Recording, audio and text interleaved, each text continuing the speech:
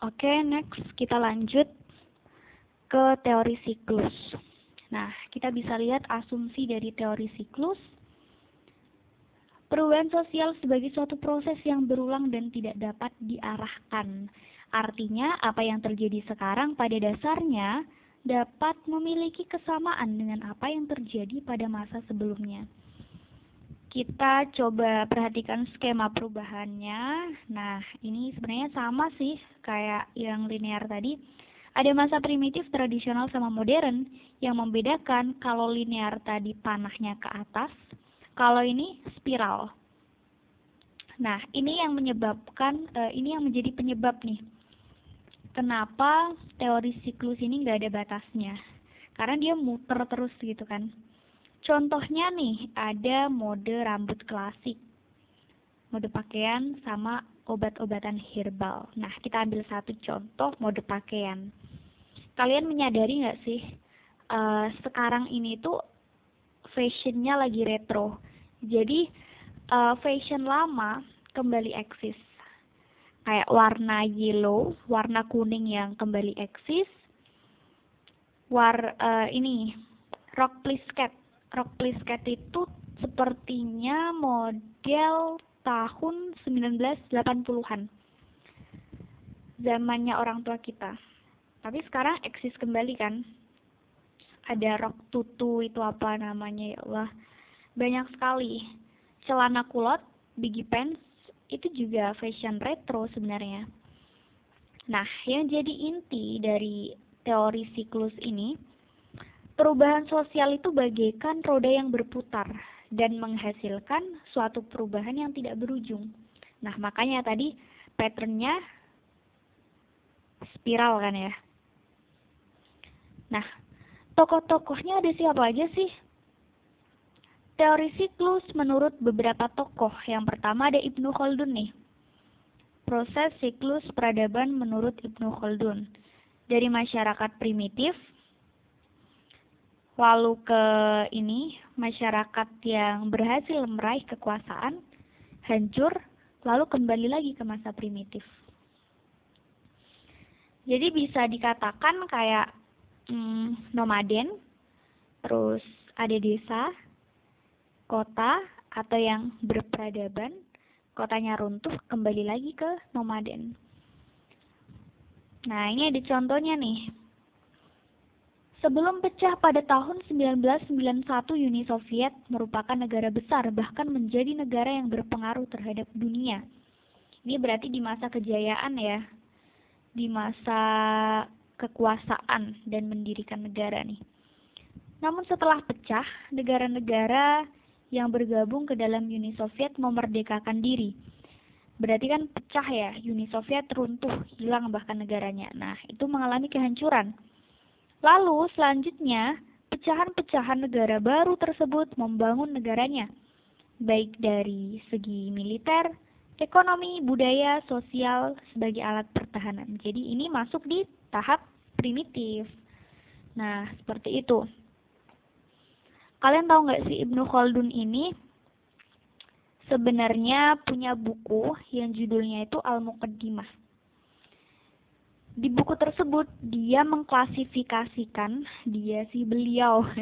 beliau mengklasifikasikan dua masyarakat, yaitu masyarakat Baduy sama Hadar.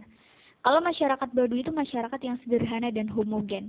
Sedangkan masyarakat Hadar itu yang punya pekerjaan heterogen, jadi dia kompleks gitu. Kayak ibaratnya desa kota gitulah. Tapi yang jadi fokus di sini keywordnya adalah ini. Siklusnya ini loh, dari primitif, berkuasa, sama hancur. Biar nggak bingung ya, kita fokusin di satu aja. Lalu next ke Pitirim Sorokin tuh 44. Nah ini nih, 34. Oswald Spengler. Oswald Spengler ini merupakan ahli filsafat, sejarawan, dan juga sosiolog. Waduh, lengkap banget ya. Nah, dia ini itu memberikan asumsi sama kayak pertumbuhan gitu ya. Kayak manusia hidup gitu loh. Di situ kan ada pertumbuhan, kejayaan, keruntuhan, sama kelahiran. Jadi kayak manusia gitu, dia lahir, tumbuh di masa remaja, jaya di masa muda, masa sekitar umur 30-an gitulah ya. Lalu runtuhnya ini di masa tua. Lalu dia melanjutkan keturunan, kembalilah ke kelahiran. Jadi kayak siklus manusia gitu. Nah, dia itu menciptakan buku The Decline of the West tahun 1918 yang intinya peradaban masyarakat barat atau Eropa itu akan runtuh. Dan setelah runtuh akan lahir kembali, kayak gitulah. Karena kan emang runtuh kan itu masyarakat barat karena krisis ekonomi dan politik, dan lahirlah kembali. Jadi emang tepat gitu pernyataan dari Spengler. Nah, ini yang perlu diperhatikan dan perlu diingat-ingat siklusnya: lahir, tumbuh, jaya, runtuh, lahir lagi. Ya, kalau kalian ingat siklus manusia pasti gampang nih mengingat siklusnya Spengler. Nah, ini ada contohnya. Menurut Spengler, masyarakat barat telah mencapai masa kejayaannya pada pencerahan atau Renaissance pada abad ke-18. Berarti ini di masa muda ya. Pada masa kejayaan ini masyarakat Eropa lebih berfokus pada perkembangan iptek, ekonomi, politik, sehingga telah memisahkan aspek-aspek penting lainnya seperti agama maupun kebudayaan. Waduh, mulai lalai nih. Sejak saat itu, peradaban mulai mengalami kemunduran di masa tua nih. Mengalami kemunduran, kita lanjutin. Oh, udah nggak ada ya? Ya udah dilanjutin sendiri aja ya. Mengalami kemunduran hingga akhirnya runtuh. Setelah runtuh, lahirlah negara-negara baru. Kayak gitu. Hampir sama sih, intinya bersiklus gitulah. Terus yang terakhir ini ada Pitirim Sorokin. Ada A-nya sih sebenarnya, Pitirim A. Sorokin ya kalau nggak salah. Ah iya, ini ada. Asumsi teori siklus Pitirim A. Sorokin. Dalam bukunya yang berjudul Social and Cultural Dynamic, Sorokin telah mengatakan bahwa ada 3 sistem kebudayaan yang berkembang di masyarakat yang berkembang tiada akhir. Ada 3 siklusnya. Kebudayaan ideasional yang pertama, setelah itu baru idealistis, sama indrawi. Ini sebenarnya kebalik kali ya siklusnya.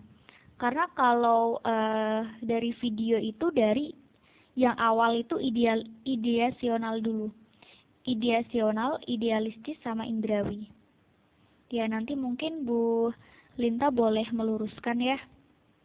Ini aku pakai yang sesuai dengan videonya aja ya. Yang pertama itu ideasional.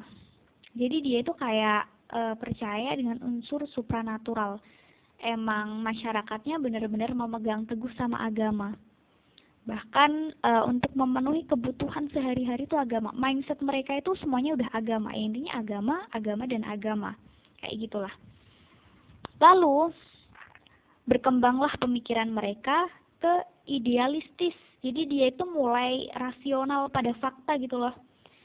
Kalau mau kaya ya kerja kayak gitu. Jadi di masa ini mulai seimbang nih antara kehidupan duniawi sama kehidupan akhirat. Agama sama kerjaannya itu seimbang gitu.